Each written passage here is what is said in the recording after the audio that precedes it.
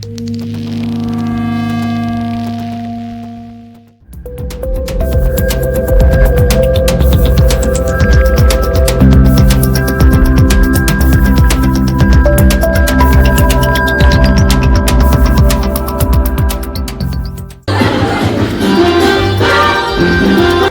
संस्था तरफ से हम लोग शंभू आए हुए हैं और यहाँ बहुत सारे बुक मिल रहे हैं।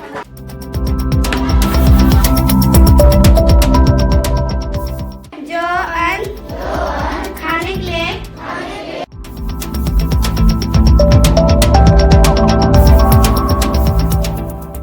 बड़ा बनने का एक ही उपाय है, क्या है? बड़ा बनने का एक ही उपाय है, क्या है?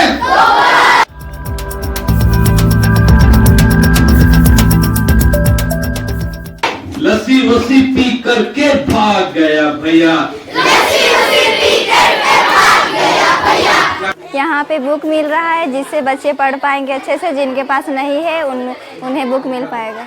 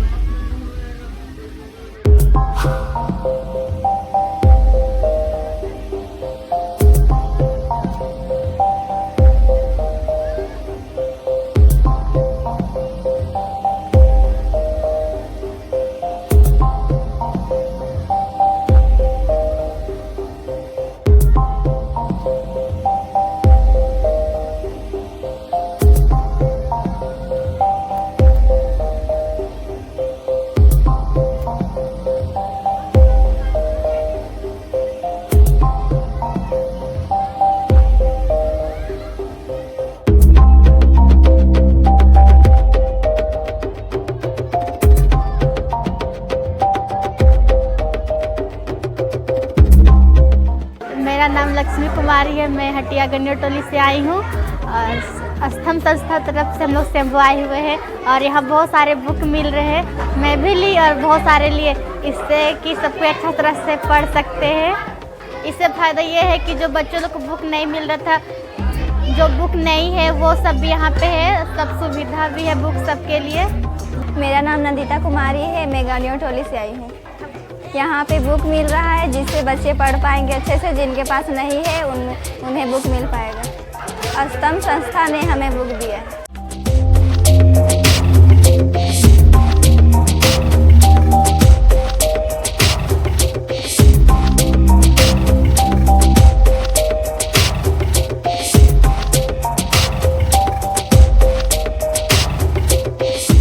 हम लोग यहाँ पर जो बैठे हैं, जितने को हम लोग मिलकर खाना खाएंगे। फिर हम लोग, हमारे गेस्ट स्पीकर आ रहे हैं राहुल रंजन जी। वो डॉक्टर है बाय प्रोफेशन, लेकिन मोटिवेशनल स्पीकर भी है साथ ही साथ।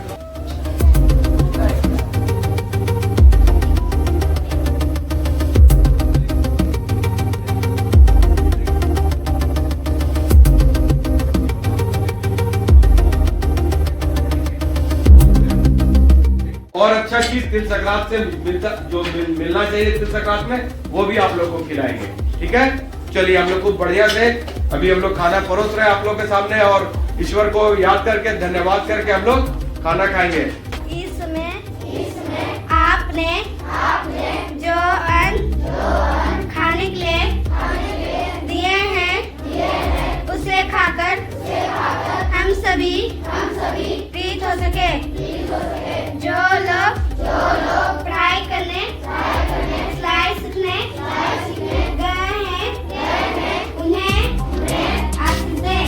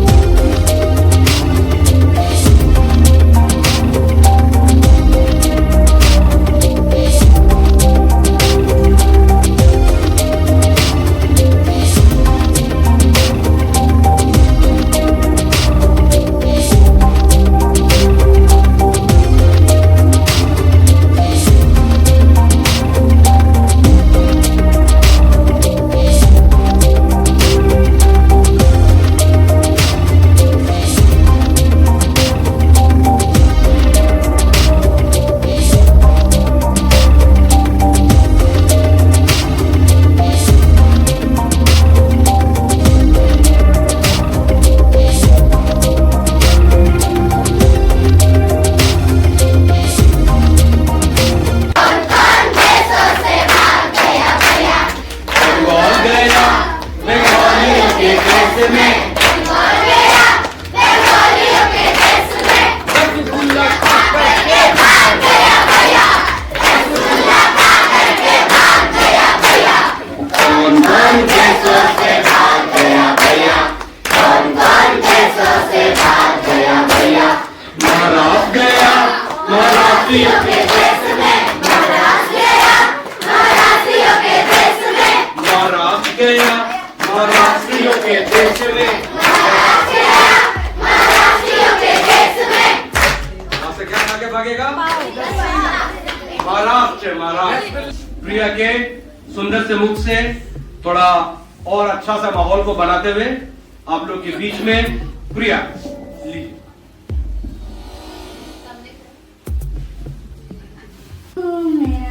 तू ही आखिरी सनम, चाहत मांगता मैं खुदा, तेरे मेरे प्यार नजर न लगे, तेरे मेरे प्यार नजर न लगे। Very good.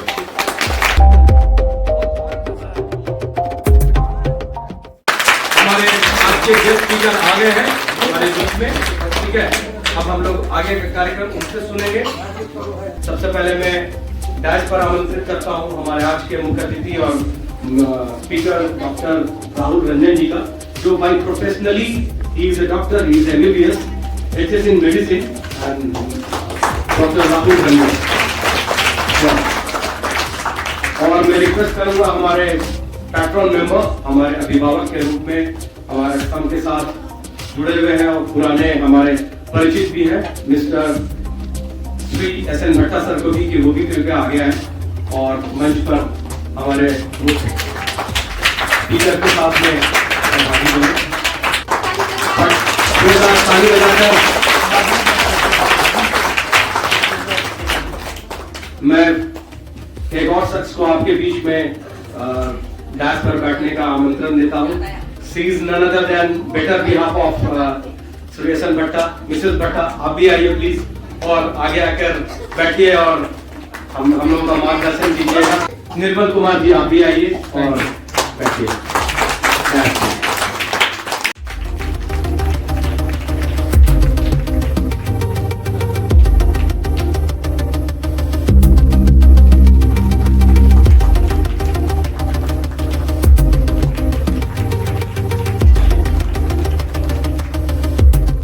ताली बजाकर अपने सभी मेहमानों का अभिनंदन करते हैं, डॉक्टर राहुल रंजन जी का, जिन्होंने हम लोगों के रिक्वेस्ट पर अपनी सारी व्यवस्थाओं के बीच में भी हमारे इस छोटी सी रिक्वेस्ट पर वो बोले कि मैं बच्चों के बीच में आता हूँ, और आज का इस शुभ अवसर पर उन्होंने जो टॉपिक दिया, पढ़कर जीना आसान है, वो लेकर हमारे बीच उपस्थित है। सर छोटा सा इन लोगों का परिचय दे दें।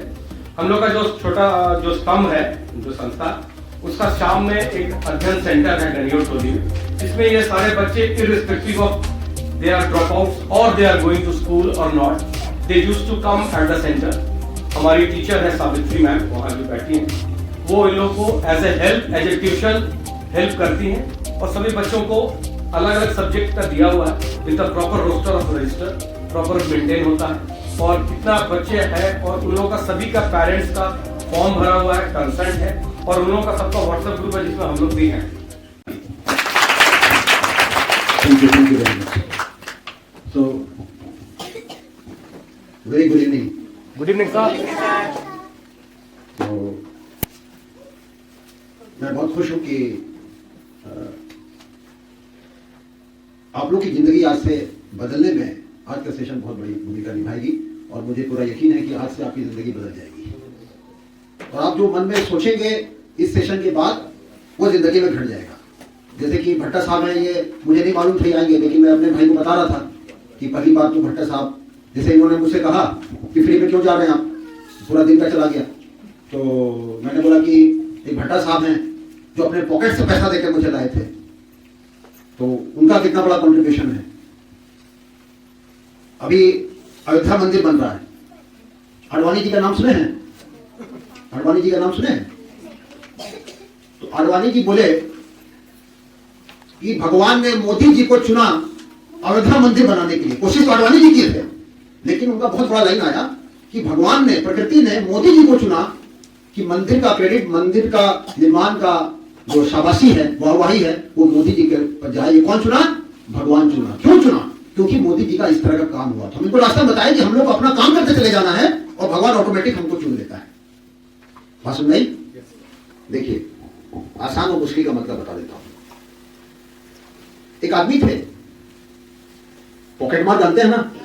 आदमी चोरी क्यों करता है? क्योंकि उसको लगता है चोरी करके जिंदगी आसान हो जाएगा, इसीलिए ना, लगता है चोरी करके जिंदगी आसान हो जाएगा। तो एक आदमी था, वो पॉकेटमार पर रिसर्च किया। पॉकेटमार पर एमपी में एक बहुत बड़ा पॉकेटमार हुआ करता था, इतना बड़ा पॉकेटमार कि कैसे पॉकेटमार निकाल लिया किसी को पता ना चला, और आज तक कभी पुलिस ने पकड़ाया नहीं था। तो एक आदमी पॉकेटमार पर, पूरा भारत में पहला ऐसा केस है, एक आदमी पॉकेटमारी पर रिसर्च किया। बहुत इंप्रेस हुआ उससे कि कैसा पॉकेटमार आज तक पकड़ाया नहीं। तो जिस मोहल्ला में, जिस इलाका में रहता था, वहां पर ये गया और उसका चेला उन्होंने से बात किया कि मुझे भी पॉकेटमार बनना है, तो उससे कैसे मुलाकात होगी? तो बोला वो किसी से नहीं मिलते हैं। बोले नहीं, मुझको उनका चेला बनना है। तो बात तो पॉकेटमार तक चली जाती है। 6 महीना तक वो कोशिश किया, तब जाकर पॉकेटमार से उसकी मुलाकात हुई। कितना?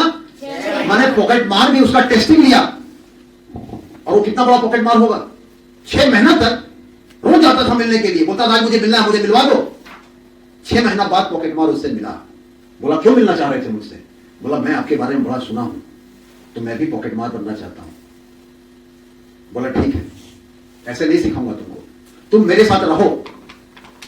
जिस दिन मेरे साथ रहो और जिस दिन मुझे पॉकेटमारी करते हुए पकड़ लोगे, उस दिन से मैं तुमको सिखाना शुरू करूंगा। मेरी बात समझे?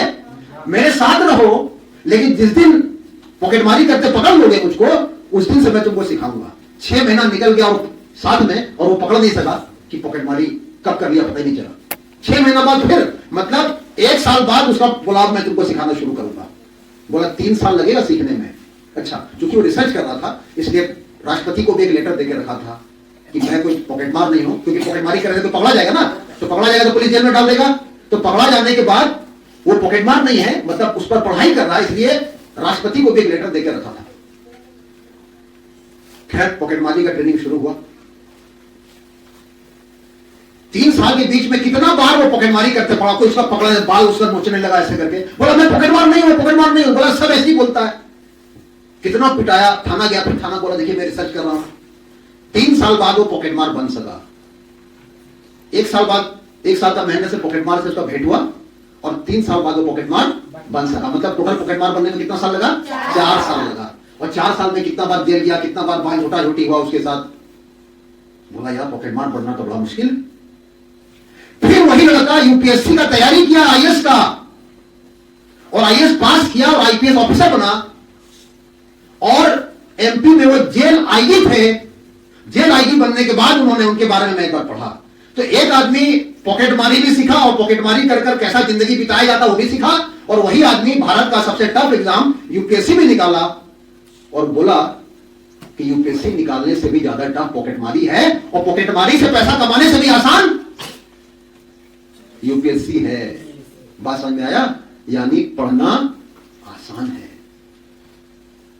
पढ़ना, पढ़कर जिंदगी बिताना आसान है। पॉकेटमार से भी आसान है आईएएस बनना, जबकि आईएएस तो सबसे टफ एग्जाम हो रहा है, उससे आसान कितना सारा एग्जाम है। समझ में आ रही बात? तब सवाल है कि आपको क्यों पढ़ना चाहिए। आप लोग थोड़े से भी छोटे हैं, इसलिए मुश्किल का मतलब आप लोग नहीं समझ सके अभी कि जिंदगी कितना मुश्किल है। थोड़ा और बड़े होते तब मुश्किल का समझ में आता। आपको मालूम है, आप कोई भी काम, थोड़े से बड़े होते, थोड़े बड़े हो जाएंगे तो कोई भी काम आप नहीं करा पाएंगे। आपको मालूम है, जितना भी शोषण, शोषण मतलब समझते हैं? शोषण मतलब किसी को हक मारना, उसको शोषण कहते हैं। अभी दिल्ली में एक केस आया कि एक लड़की के पीछे 2-3 लड़का पीछा करता था उसका। लड़की बात नहीं की तो उसको धक्का देके मार दिया। कितना आसानी से मार दिया उसको। तो पता चला उस लड़की का फादर नहीं है, गरीब है। मतलब गरीब को कोई बहुत आसानी से हल्का में ले लेता है उसको। समझ पा रहे? बहुत मुश्किल है जिंदगी जीना। आप लोग थोड़े बच्चे इसलिए थोड़ा समझ नहीं पा रहे हैं। आप देखिए जितना भी जो शिकार हो रहा है गरीब बच्चा का हो रहा है। बड़ा कंपनी है, वो करोड़ में कमा रहा है, लेकिन मजदूर को 6,000 रुपया पैसा देता। क्यों मजदूर? और भी 6,000 7,000 रुपया में उसको 12-12 घंटा खटाता है। किसी का गलत फायदा उठाना को क्या बोलते हैं? शोषण। क्या बोलते हैं उसको? समझ पा रहे? कभी रास्ता में गए हैं और लाल बत्ती वाला गाड़ी पार हुआ, ऐसा कभी महसूस हुआ है? हुआ है? आप जहां रास्ता में जा रहे हो लाल बत्ती, कभी मैं जा रहा था, एक लाल बत्ती का गाड़ी आगे आगे जा रहा था, तो उसके लाल बत्ती वीआईपी के आगे जो उसका सैनिक लोग रहता है, रोड में ऐसे करा, मुझे बहुत बुरा लगा। मतलब वो वीआईपी जा रहा, मतलब बाकी लोग कीड़ा मकोड़ा, मुझे बहुत बुरा लगा। तो मैं सोचता अच्छा मुझे और बड़ा बनना पड़ेगा। मैं रास्ता में आ रहा था, मुझे और बड़ा बनना पड़ेगा, मुझे पीएम लेवल तक, प्रधानमंत्री लेवल तक जाना पड़ेगा, ये गलत कल्चर है, मुझको हटाना पड़ेगा इसको, ऐसा मैं सोच रहा था। आपसे भी गरीब एक बच्चा बॉम्बे में रहता था, आपका तो घर है, वो गैराज में रहता था। कहाँ रहता था? गैराज में रहता था। सरकारी म्यूनिसिपैलिटी स्कूल, गौर सुनिएगा, जिंदगी बदल जाएगा। आपसे भी गरीब बच्चा क्लास 5 में सरकारी म्यूनिसिपैलिटी स्कूल में पढ़ता है और रहने को उसके बाद छत नहीं, कहाँ रहता है? गैराज में। सबके पास तो चप्पल है, उसका चप्पल भी नहीं रहता था, लेकिन हाँ पढ़ने में बड़ा मन लगता था उसको, बच्चा को पढ़ने में बड़ा मन लगता था।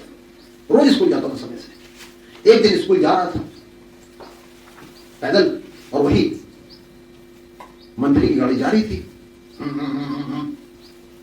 तो बच्चा को तो मालूम नहीं मंत्री क्या होता है, अपने रास्ते में जा रहा है, तो सुना नहीं, तो मंत्री का जो सिपाही होता है, जो उसका फोर्स होता है, उसको खींच के बच्चा को ऐसे करके बाहर निकाल दिया रास्ता से। क्या कर रहा हो? बच्चा गरीब था लेकिन बहुत खुददार था। खुददार मतलब कि उसके साथ कोई गलत है तो बर्दाश्त नहीं। तो बड़ा उसको बुरा लगा कि वो क्या कर रहा है जो पुलिस उसको खींच के ऐसे बाहर निकाल देगा।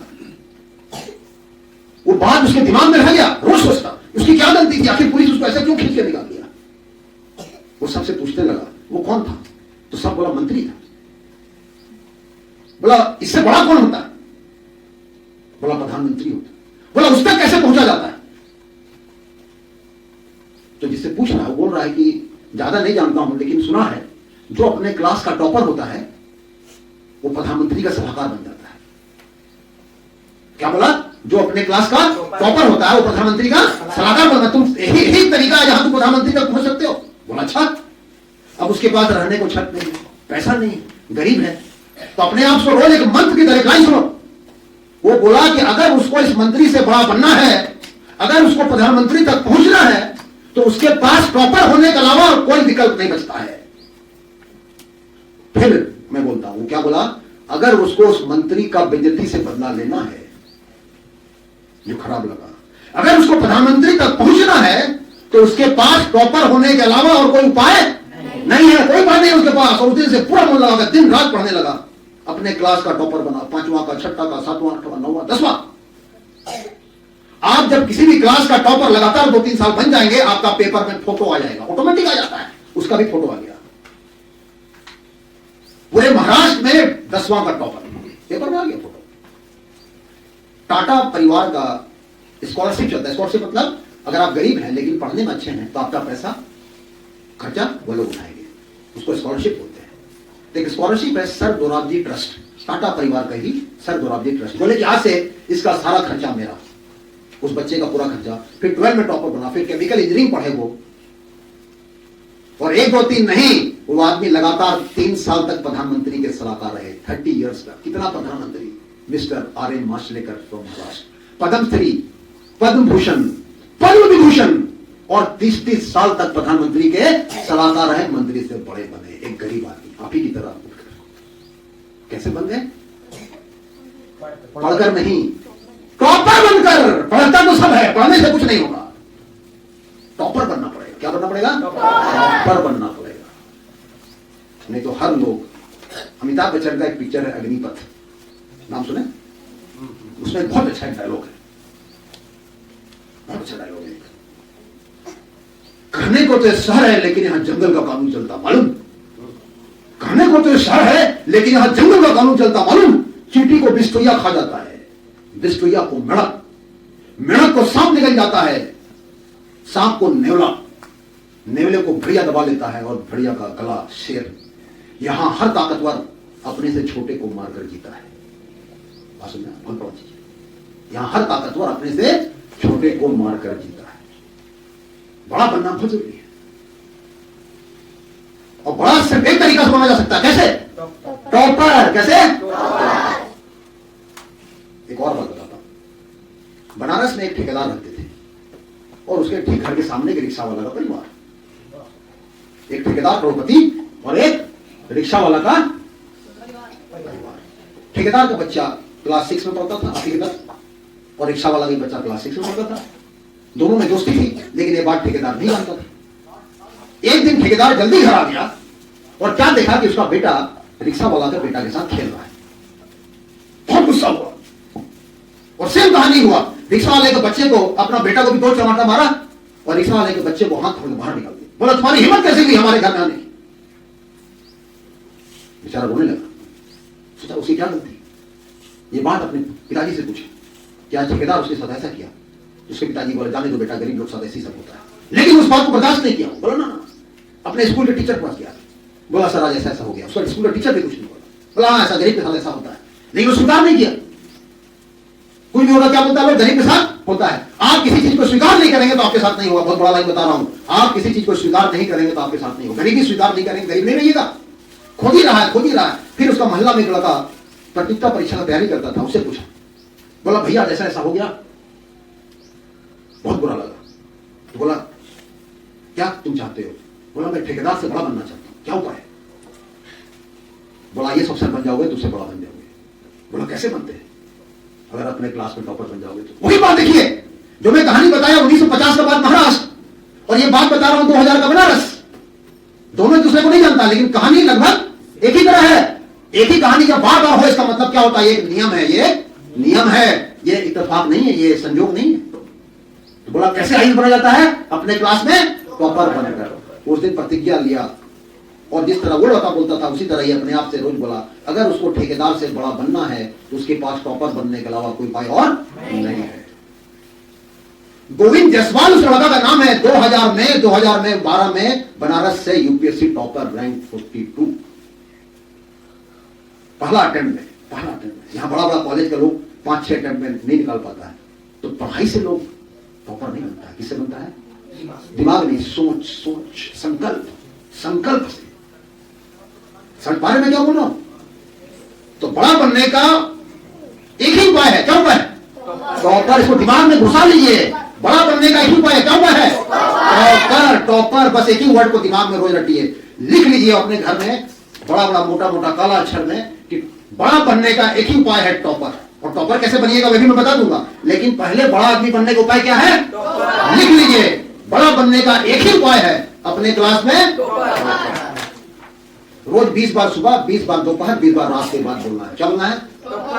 बड़ा बनने का एक ही उपाय है। क्या है?